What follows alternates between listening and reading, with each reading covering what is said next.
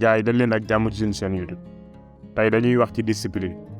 Discipline mooy tax nit ki jóg def li mu war a def même bu amul bëgg-bëgg def ko. Discipline mooy tax nga jóg def li nga war a def même bu fekkee da ngaa sonn. Discipline mooy tax nga jóg fajar te fekk nelaw rek ngay bëgg waaye da ngay forcer sa bopp jóg pour def li nga war a def. Discipline mooy tax nga def li nga bëggul def léegi pour nga mën a àgg fi nga bëgg a àgg ëllëg. Discipline mooy li nga xam ne nit ñu néew ko am ñàkk ko mooy waral booy commencé dara da ngay sawar pour def ko waaye boo ko defee quelque temps da nga ciy taayal wala doo ci bëgg dara ndax motivation mooy tax nga commencé waaye discipline mooy tax nga àggale. li tax discipline am solo mooy da lay dimbali ci nga mën a continuer di concentré wu ci say objectif te day tax dara du la mën a détourner ci say rêve te day dindi ci yow taayal ak mën a waaj te ñu bëri ci ñun di jànkoonteeg feebar yooyu da ngay bëgg a def dara waaye da ngay waaj ba du doo ko mujj def wala mu trop tard. Discipline rek mooy tax nga continuer di def saa bu mbir yi taree. Jim Rohn day wax ni discipline mooy pont bi dox ci diggante xalaat ak réalisation.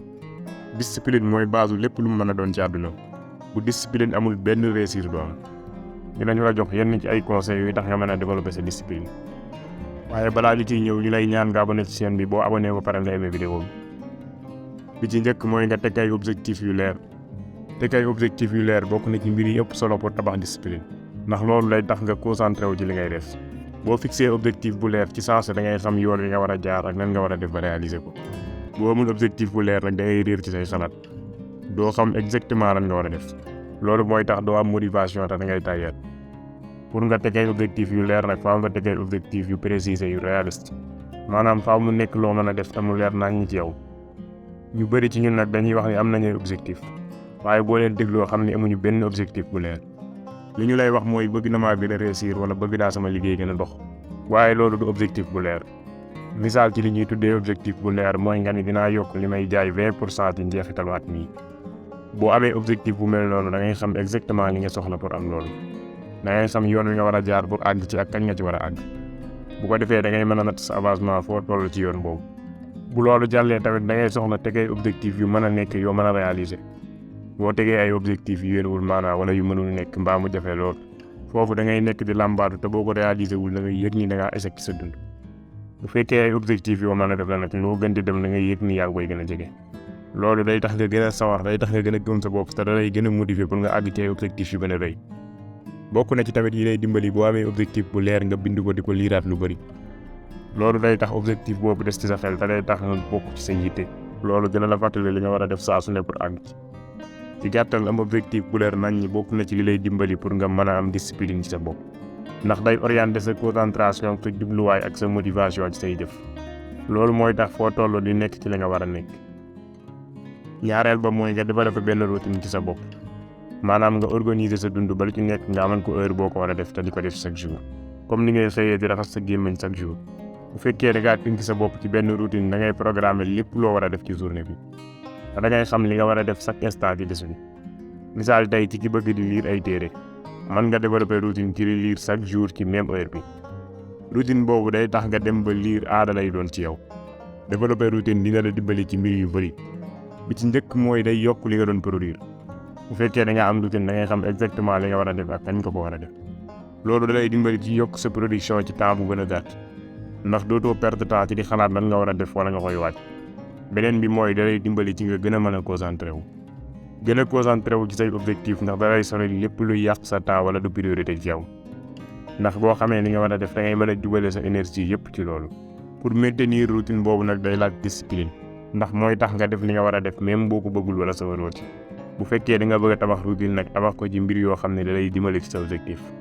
misaal bu fekkee sa objectif dafa jëm ci wàllu wér-gu-yaram mën nga tabax routine di def sport chaque jour ci même heure. loolu da lay yombalal nga continuer di ko def tey ci tàmm di naan café chaque jour ci même heure bi saa bu heure boobu jotee dootul am jàmm fekk defoo ko. noonu lay mel ci yow saa bu heure bi jotee da ngay jug def ko automatiquement.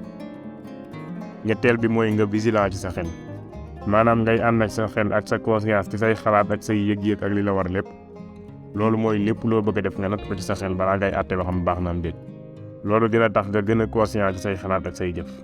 loolu dina tax nga xam kañ nga jàdd wala kañ ngay mooy say objectif.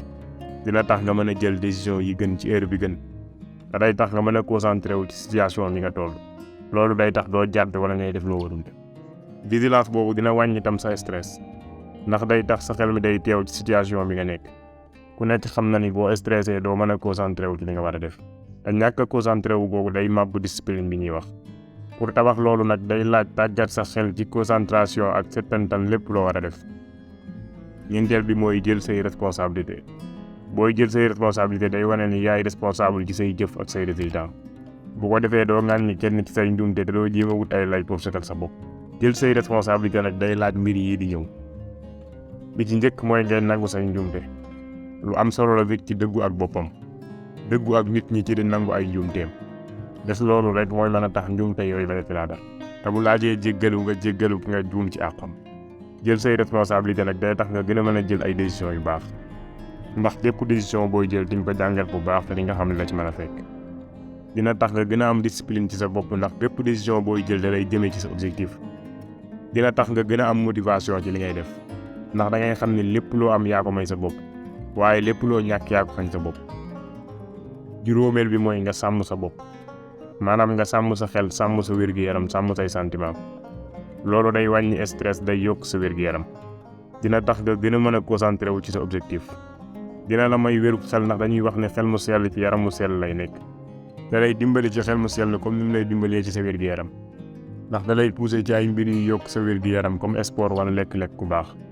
boo amee wér-gu-yaram nag di nga gën a am kattan gën a am énergie pour continuer. discipliné wu concentré wu ci say objectif. bokk na ci koy tabax nag di xoolaat ak di settantal ndax loolu mooy nàmm xel wi. di entraîner ak di lekk-lekk bu baax ndax loolu mooy nàmm yaram wi. pour jeexal discipline compétence la boo xam ni ñëpp ko war a développer ci seen bopp. ndax loolu rek moo la mën a dimbali pour nga réaliser say rêve. te dina gën a tax nga am temps pour sa bopp. dina gën a neexal sa dund parce que day tax nga fier ci sa bopp. ñu ngi lay sant di la gërëm ci seetaan bi tey yaakaar ne gis nga sa bopp ci vidéo bi. bu dee noonu la demee ñu lay ñaan nga abonné ci chaîne bi tey vidéo bi. bul fàtte wax ñu sa xalaat ci commentaire yi. ba beneen yoon incha allah.